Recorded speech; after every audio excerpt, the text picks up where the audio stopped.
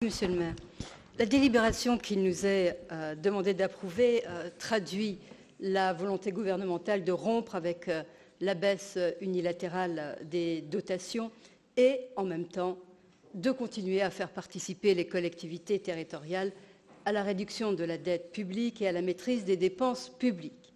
Alors force est de constater, comme il est écrit dans l'Ecclésiaste, ce qui fut, cela sera, ce qui s'est fait se refera. Il n'y a donc rien de nouveau sous le soleil. Les arguments en faveur de l'adoption de ce pacte sont difficilement discutables tant les postulats qui les fondent semblent faire consensus. Nous devrions le signer parce que c'est l'intérêt de la ville d'économiser sur ses dépenses de fonctionnement. Nous devrions le signer parce que c'est l'intérêt de la France de réduire sa dépense publique.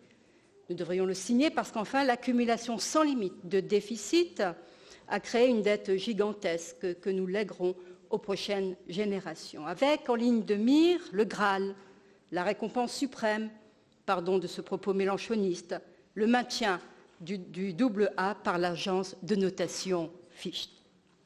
Il y aurait beaucoup à dire sur ces postulats assénés sous forme de dogme, mais ce n'est pas le sujet aujourd'hui et ici.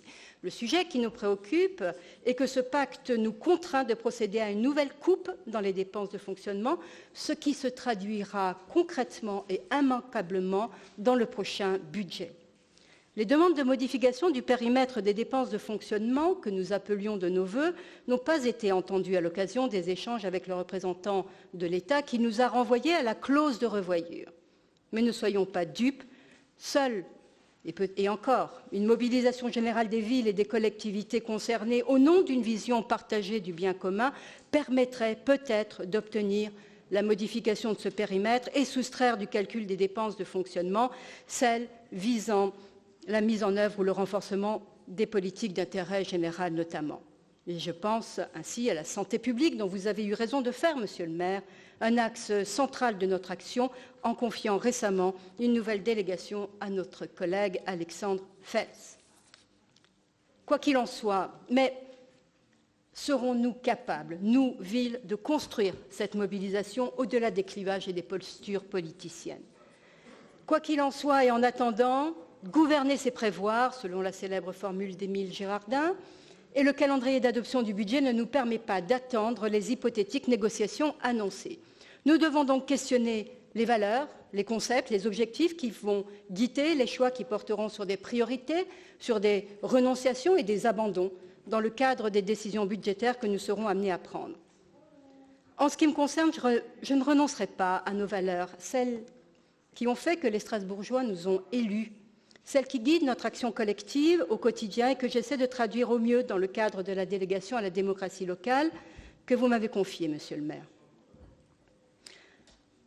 Ce pacte pour la démocratie à Strasbourg a été adopté à la quasi-unanimité de notre Conseil. Eh bien, ce pacte engendre des coûts nécessaires et pertinents, parce que la démocratie a un coût. Les services publics, ces services que nous devons à nos concitoyens et qui permettent d'éviter que ne se creusent encore davantage les inégalités, engendrent des coûts.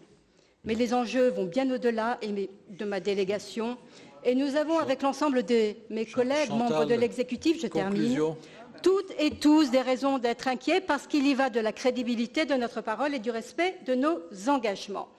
Et ce respect impliquera donc un consensus et un travail sur ce consensus et il va falloir trouver le temps et la méthode adéquate dont le maire est nécessairement le garant et l'animateur. Et le prochain budget devra être la traduction de ce consensus.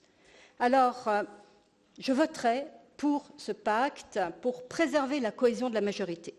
Parce que sans cette cohésion, nous ne pourrons pas remplir convenablement nos engagements envers nos concitoyens.